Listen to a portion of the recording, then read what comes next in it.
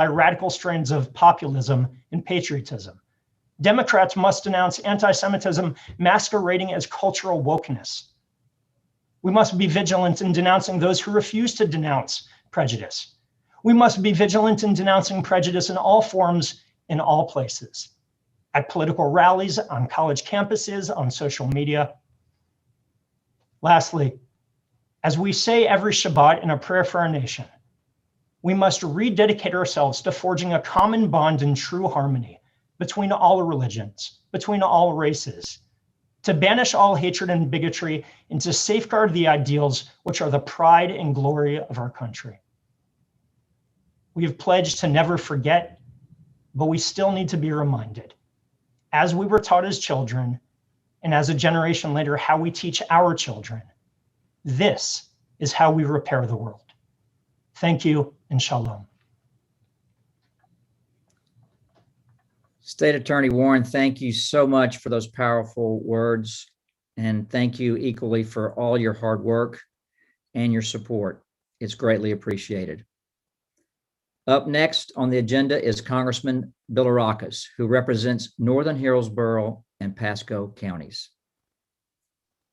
Hello, I'm Congressman Gus Bilirakis, and I represent the 12th Congressional District of Florida, the Tampa Bay area. And I want to thank the Jewish Federation of Central and Southwest Florida for the opportunity to share my thoughts with you today.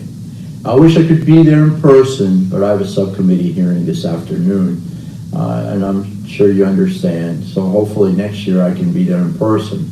On June 5th, 2019, almost exactly 2 years ago, as the co-chair of the International Religious Freedom Caucus, I hosted a briefing on the rise of global anti-Semitism. Sadly, we are still marking the rise of anti-Semitism. It is important that more elected officials at every level of government address this scourge.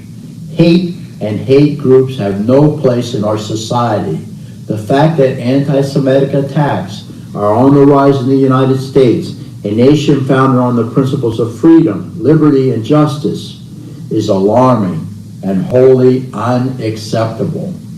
Just yesterday, we commemorated the 77th anniversary of D-Day. It's important we remember the sacrifice of the millions of men and women who fought to liberate Europe from Nazism. There is no starker reminder of what can happen when people stand by while hate and intolerance grow. The hesitation of the international community to act enabled the conditions for the Holocaust, where 6 million Jews were exterminated. While the world learned a grave lesson and swore, never forget, never again, Holocaust denial is on the rise. We can not forget, and I, for one, have supported congressional legislation that expands access to Holocaust and anti-hate education to teach children the important lessons of the Holocaust and the consequences of bigotry and hate. As a matter of fact, we have a museum in St. Petersburg that does a wonderful job, great staff, and I'm very proud of it, and we want to continue to support that museum. I have also been a proud member of the Bipartisan Task Force for Combating Anti-Semitism, which is dedicated to addressing the rise of global anti-Semitism and promoting tolerance worldwide. I have traveled to Israel on several occasions and have engaged Israeli policymakers on ways the United States can better combat global anti-Semitism. The recent defacing of the Florida Holocaust Museum shows that we have fallen short and we must keep on. Hopefully, through events like this, we can raise awareness and policy considerations to ensure we do not perpetuate failures from the past. This day of action against anti-Semitism should be a lifetime of action against hate and bigotry. You can always count on me to be part of the solution. God bless you, and thanks for inviting me here today and allowing me to give remarks. We will now hear from Congressman Byron Donalds, who represents Lee and Collier counties.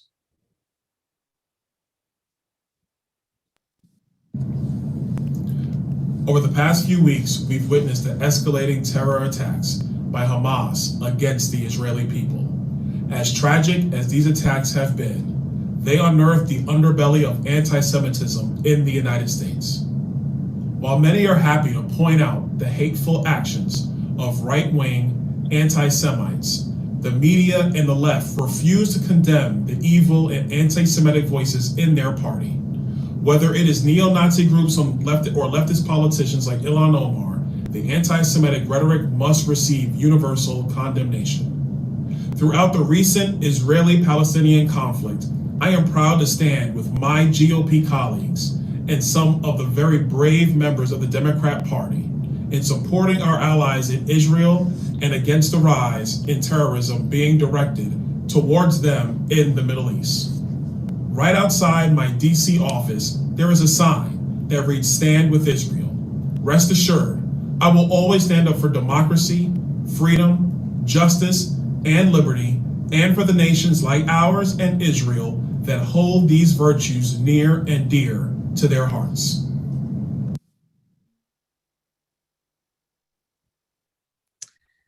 These have been great messages from our congressmen, and if they represent you, please reach out to them and thank them for their efforts in standing with us. Now we're going to spend the next few minutes hearing from Florida senators and representatives. First, Senator Cruz represents parts of Hillsborough County. Senator Janet Cruz.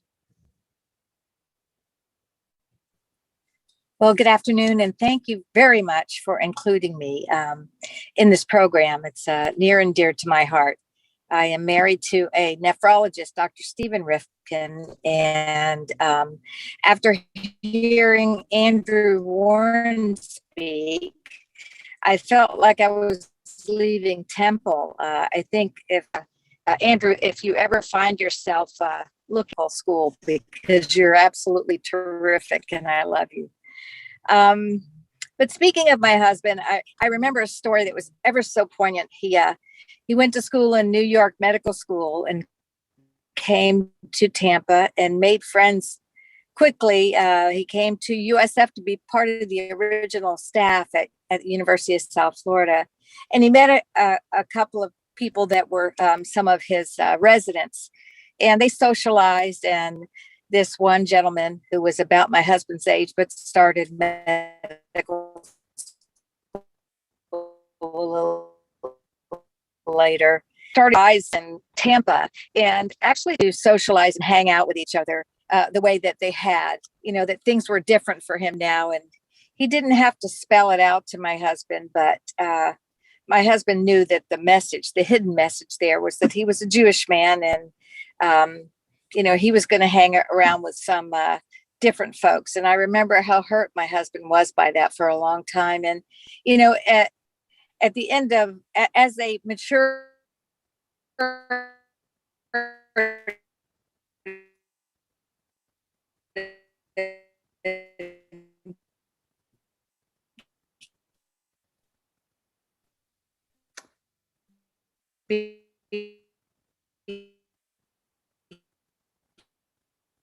became older.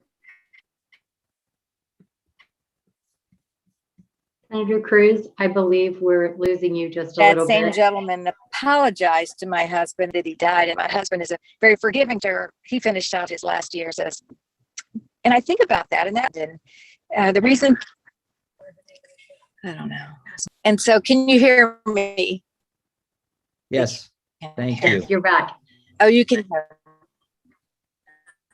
So, okay. So my point here, and husband of mine, now a few years ago on an election night, I'll never forget, walked up the stairs, very disappointed in an election. And he said to me, "This is not the America that and I say that because I know there are many, many officials, and make sure that when you decide who you're voting for, your precious vote in this country, please make sure that you're voting for someone who does not promote this kind of bad behavior in our country. You know, we need to come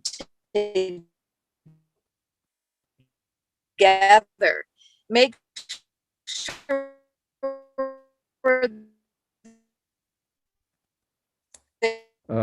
So sorry, we can't hear her. Senator, those are great voting points. for give the biggest permission to express themselves. We have a long way to go, and I want to thank you for. Thank you, Senator Cruz, for those words. I'm sorry some of it we didn't catch, but we got the gist of what you were saying. We're grateful for you joining us today, and we're grateful for all that you continue to do on our behalf. Now, from the Florida House, we're going to hear comments from Representative Fiona McFarland, who represents Sarasota County, and then Representative Ben Diamond, who represents parts of Pinellas County. Representative McFarland, please. Thank you. And thank you so much, everyone, for logging in tonight and being a part of this discussion. I'm State Rep Fiona McFarland, and I represent Sarasota on the West Coast here. This session, I worked with our local representatives and with our governor to bring some important funding for security for the new Jewish Federation campus here in Sarasota. And, you know, back in the beginning of session, as I filed the request, I remember thinking to myself how difficult it might be to convince my fellow legislators from around the state of the need for security funding at a cultural center. And so you see, over the past 2 years here in Soda, we had several unfortunate incidences of defamation and graffiti at our local synagogues and temples. But then as our budget has recently been signed by our governor just in the last week, coinciding with Hamas's recent activity in Israel, inciting sympathizer activity here at home, I realized that that push for security was unfortunately all too timely. Now, I'm a Navy veteran. I went to the Naval Academy, and when I was a senior there, we would bring groups of our freshman midshipmen to the Holocaust Museum in Washington, D.C., where we had discussions about what it might have looked like for a Nazi soldier to dissent from orders against Jews during World War II. And we talked about how we might someday do the same if ever put in a similar situation, and what that dissent might look like. Now, at the time, you know, that seemed like a historical exercise. It seemed all too easy to do the right thing through the lens of retrospect. And they really seemed like thought experiments. But what I've been reflecting on lately today is that we as Americans are still facing the unfortunate truth that not all religious and cultural groups are as free as our Constitution demands. And that's incumbent upon all of us as Americans to do better. We all agree here on this call that anti-Semitism is something that should not exist in the 21st century. And many of us feel alarmed that we're even having to have this conversation tonight. Now, how do we make it better? The Jewish Federation is doing the right work by having events like tonight where us elected leaders get up and tell you how important this issue is and how seriously we take it. And they're also doing the right work by building spaces of community and culture around the state that help educate and inform the communities that they're in. It's only through sunlight and education and discussion that we can bridge this build among different peoples and different cultures. Thank you all for joining tonight. Please continue to hold your elected officials accountable if they are not saying and doing the work that America deserves. And please help us as American citizens to have those conversations with your neighbors and your friends as well. Thank you all. Thank you, Representative McFarland. And now Representative Ben Diamond. Well, thank you very much. And it's a pleasure to be with you. I want to thank the Jewish Federations for sponsoring this important town hall. I want to thank all my colleagues for participating. Brandon, as you mentioned, my name is Ben Diamond. I'm privileged to represent St. Petersburg and Pinellas County in the Florida House. This is my home, and this is my third term in office. And perhaps the greatest privilege of representing this district is that I represent the Florida Holocaust Museum, And it's a very special privilege to have the Holocaust Museum in my district. A few days ago, I was able to attend a rally that many of you were probably at if you're here in St. Pete, in response to the anti-Semitic graffiti that was spray painted on the museum about 2 weeks ago. And coming out of COVID, and even though this is a virtual event, that was an in-person rally outside, and there was something very special about being able to come together as a community and speak out in one voice against the anti-Semitism and the hate that led to that act. And the diversity in the crowd was really striking. There were people of all ages, there were people of all religions, all races, all backgrounds. But we all came together outside after work to stand up against that hateful act. And I just thought I would report to this group, because there may be many people who were unable to attend that rally, a little bit about what I learned and what I've reflected on since I was there. And I shared in the chat a column I wrote about it in today's Tampa Bay Times. We heard from a Holocaust survivor, a woman named Toni Rindy, and we also heard from the president of our museum, Beth Gelman. And everybody who came to the rally brought a book. And the purpose of bringing the book, I learned, was symbolic and important. As Holocaust survivor Liesl Schick has said, there are 3 things that we can be doing to counteract prejudice and anti-Semitism and hatred. And those 3 things are education, education, and education. And Toni Rindy, who is the Holocaust survivor who lives here in Pinellas County, who I've heard speak many times, reiterated that message. And so for those of you who haven't yet visited the Florida Holocaust Museum in St. Petersburg, I urge you to come visit, because I think that the best way we can counteract what we're seeing going on right now in Florida and across the country in terms of this unfortunate rise in anti-Semitic act is for us as a Jewish community to make sure that we're educated and that we are speaking out in one voice, and for us to then be reaching out to share the mission of the Florida Holocaust Museum with our school districts and with our community, and to be supporting our museum here if we can financially. They have a terrific website, FloridaHolocaustMuseum.org, where a lot of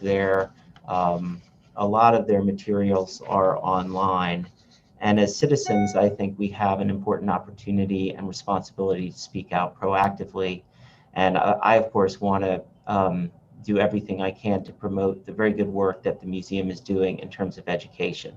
Unfortunately, as many of the other speakers have said this afternoon, these are not isolated incidents. In fact, there were recently anti-Semitic flyers circulated in my neighborhood, as well as along iconic Beach Drive here in downtown St. Petersburg. So this is not just an academic discussion. This is a real discussion about what we can do and a call to action for us all to be involved in calling out anti-Semitism and hate wherever we see it. And so I want to thank you for organizing this very important discussion. I look forward to hearing from the rest of the panelists and my good friend, Senator Joe Gruters. So thank you, Brandon.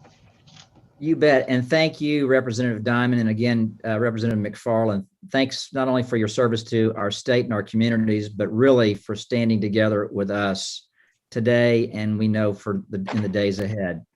Now, from the state Senate side, I'd like to welcome my friend, Senator Joe Gruters, who after his own comments will introduce Governor Ron DeSantis. Welcome, Senator Gruters. Thank you so much, Brandon. Thank you to all the Jewish federations for coming together and putting this great forum on. This town hall is incredibly important as anti-Semitism is on the rise, and it is of great concern. I'm disheartened. We have to still address anti-Semitism, but we must continue to stand up for our friends and our fellow community members. During my first Senate session in 2019, there was an abhorrent shooting on a Saturday when a hate-filled 19-year-old stormed into a Jewish synagogue and started shooting. He knew nothing about the victims other than they were Jewish, and that was enough for them to die in his own mind. 6 months prior to that day, another Jewish synagogue was stormed, and that time individuals who survived the worst human crime in the history of the world, the Holocaust, fell victim again because they were Jews. And most recently in St. Petersburg, someone branded a swastika on the Holocaust Museum. Anti-Semitism has been on the rise over the last couple of years, and it is even more evident because of the events happening in the Middle East and Israel. It was my pleasure to sponsor and support House Bill 741, which passed unanimously in the House and Senate and signed by the governor. This bill ensured that anti-Semitism is treated in an identical manner as racism in our K-20 through 20 public education institutions for students or employees, and it also changed the definition of what anti-Semitism is. This year, while working with my fellow legislators and recently signed by the governor, I was proud to sponsor and secure over $1 million in state funding that will provide a safer environment and cultivate innovative ideas related to campus safety and wellness, promoting, and as well as promoting Israel as a business partner with Florida. Now is the time for leaders to step up to the plate and say unequivocally that they will fully defend the safety and security of Israel. No longer should the security of Israel be used as a political punchline. There are frankly some political leaders who are stoking the flames of anti-Israel and anti-Jewish sentiment. I'm happy to continue standing by this community and help where I can in passing legislation and securing funding that will promote safety relationships and will create a safer environment for Floridians to practice their religion without fear. It is my privilege to be able to introduce America's #1 governor. Governor Ron DeSantis is a great leader who supports and defends the right of the Jewish people and the state of Israel. No governor is a stronger supporter of Israel. And as a former federal representative, Congressman Ron DeSantis wrote the legislation that allowed for the transfer of the U.S. Embassy from Tel Aviv to Jerusalem. As governor, he has ensured Florida's bonds with Israel become stronger. He sponsored the first international trade mission to Israel with enormous success. He supported school choice initiatives to include Jewish day schools, as well as funding for security. And during the pandemic, Governor DeSantis made clear that our rights guaranteed under the Constitution would be upheld and that Florida would not close any place of worship. Every measure to deter anti-Semitism in Florida will be taken under the leadership of Governor DeSantis. It is my privilege to introduce America's greatest governor, Ron DeSantis. Well, thanks, Senator. Really appreciate it. Thank you all for having me. It's interesting. We did the trade mission to Israel my first year in office, and we've recently been dealing with, we did a whole bunch of stuff, academic engagement, business engagement. I mean, it was really an incredible trip. So we're dealing with different issues regarding Lake Okeechobee. We have algae blooms. We're concerned about how the Army Corps of Engineers may discharge water in our estuaries. And so I'm working with the Department of Environmental Protection. I said, we've got to be proactive. If this algae, if they do this, what can we do? What do we have? And it turns out we have relationships now with various companies, including an innovative tech company in Israel who has solutions for this blue-green algae. So we actually had this happening in one of the canals. These guys were out there, they're applying all this, biodegradable, it's working. So I was able to go out down in Southwest Florida a couple of weeks ago and see that firsthand, but it just shows, the relationship. We're over there, we're doing this. We have Israeli companies that are actually helping Florida meet some of the needs. And so we really appreciate the relationship that we have. Joe mentioned the embassy from Tel Aviv to Jerusalem. That was something that we worked really hard on in Congress, and we're able to get that done under President Trump. And I was there when they actually opened the embassy, which is a really incredible experience. We knew then, we knew when I first became governor, and of course we see now, we have to deal with anti-Semitism that I think if you look back 20 years ago, anti-Semitism is worse today than it was, which is really incredible that we would be seeing that. And I think the best way to do it from a position in elected office is we got to go on offense against anti-Semitism. I think we've done a good job of doing that in conjunction with the Florida legislature. My first year in office, we signed the anti-Semitism bill into law. Actually, when we were in Jerusalem, that basically says, anti-Semitism is akin to how we would treat racism. It has no place in our academic institutions, not just K through 12, but also higher education. And we thought that that was very important and send a strong message. Also, when I first came into office, you had Airbnb that was engaging in activities that violated Florida's BDS law. We spoke out on that immediately. We added them to our list of companies that had run afoul of Florida anti-discrimination law. And sure enough, very shortly after that, Airbnb reversed the policy that unfairly targeted Jews. I think when you look to see some of the things that are happening in Israel, the demonization of Israel really feeds anti-Semitism. I'm very pro-Israel. I have great relationships over there. I'm proud of that. Same time, you don't have to support, have a good relationship. It's fine. If you criticize Israeli policy, that's all fair game. But when they are singled out for disfavored treatment over countries that are committing untold atrocities, and yet Israel, say, the #1 country that's getting sanctioned by the United Nations over and over again, when they're held to a different standard and singled out like that, that does feed anti-Semitism. And so we've been very strong in saying Israel has a right to defend itself. And if these international institutions are singling them out and applying a different standard to the world's only Jewish democracy, then we are saying, yes, that is anti-Semitic to apply a separate standard in that way. We also believe that it's very important that we have very strong Holocaust education in our K through 12 schools throughout the state of Florida. I signed a bill in 2019-2020 year, making sure that school districts have Holocaust instruction that is accurate and that is telling the accurate story. We cannot have people try to whitewash the Holocaust in Florida schools. We're just not going to put taxpayer dollars to that. Very important that that story is told. We're also proud of what we've been able to do to support safety at Jewish day schools. We did another $4 million in this year's budget to support security at Florida's Jewish day schools. We also did hundreds of thousands of dollars to different types of Holocaust remembrance, either memorials or task force. And we think that that's something that's very, very important. So Florida, I think, regardless, almost everybody, regardless of party, I think is united to say, we have no tolerance for this anti-Semitic behavior. When I hear these stories about people, when you see some of this stuff happening with Hamas, that somebody who's Jewish just walking down the street and is getting attacked or accosted. Certainly in other parts of the country, I've heard some really, really bad stuff. And then we've seen some of this nasty stuff in Florida. I think we all just need to speak with one voice and say that this is not something that's going to be tolerated here.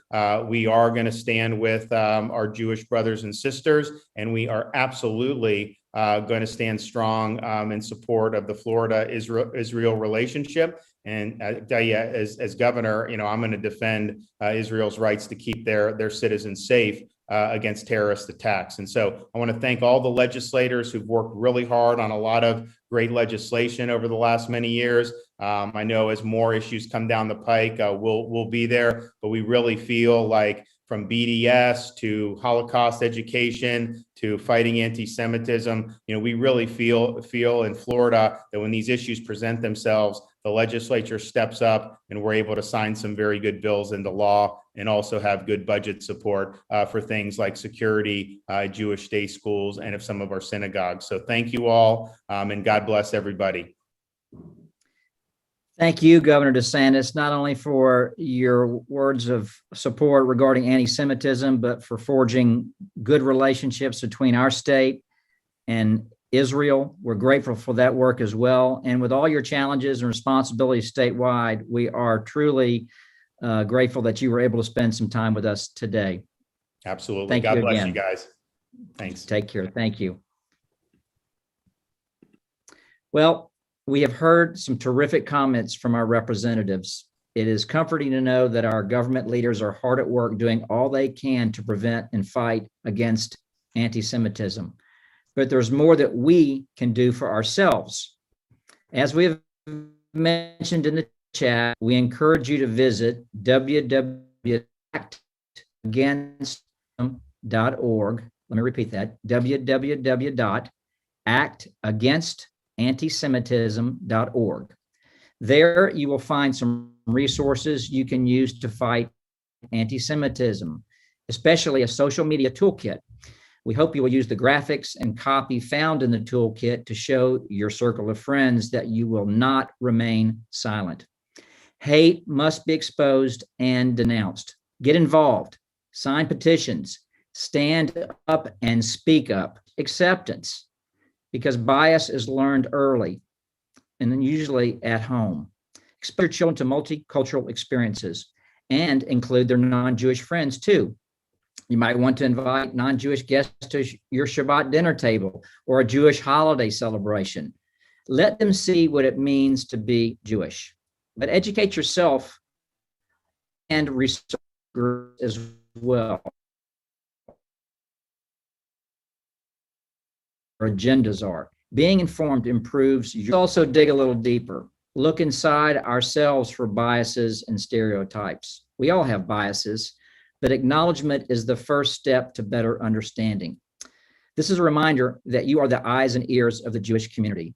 Be sure to report any acts of anti-Semitism to your security officers, as well as your local law enforcement. We will continue to make our voices heard and fight anti-Semitism wherever and whenever it shows up. And as we saw this afternoon, our government officials are listening to us. Let's keep it up. I leave you with the quotation from Reverend Martin Niemöller, who was a witness to the Holocaust and whose words are on permanent display at the United States Holocaust Museum. His words say this: "First, they came for the socialists, and I did not speak out because I was not a socialist. Then they came for the trade unionist, and I did not speak out because I was not a trade unionist. And then they came for the Jews, and I did not speak out because I was not a Jew. And then they came for me, and there was no one left to speak for me. So I ask all of you who can hear my words, please speak out. Thank you again for joining us today. We leave you with words from across the country. This video was from the recent day of Action Against Anti-Semitism. Enjoy it, have a good evening, and stay well."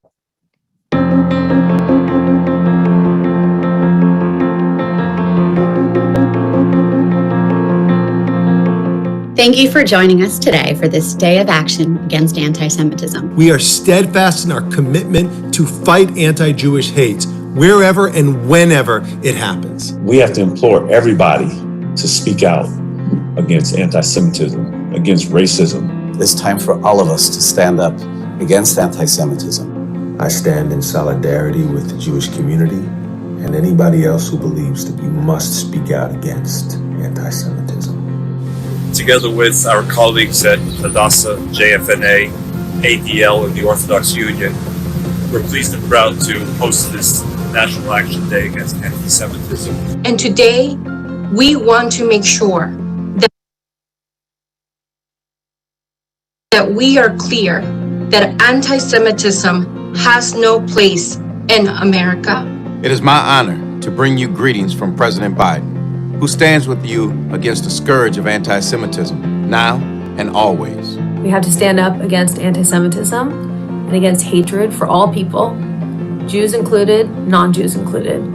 As a Muslim, as a human being, I am incredibly pained and saddened by the most recent wave of anti-Semitic attacks in this country and around the world. And that anti-Semitism is often used as the fuel for Islamophobia, for racism, for anti-immigrant fear-mongering and conspiracy theories, such as the deep state, such as the replacement theory.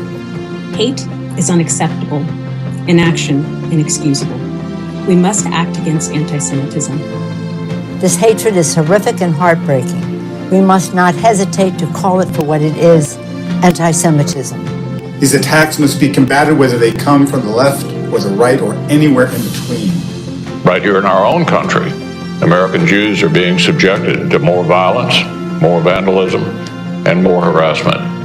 Social media is polluted with anti-Semitism, anti-Zionism, and white supremacist groups who use it to recruit and inspire violence. Everyone in a leadership position in the country has a responsibility to confront this ugliness firmly and forcefully.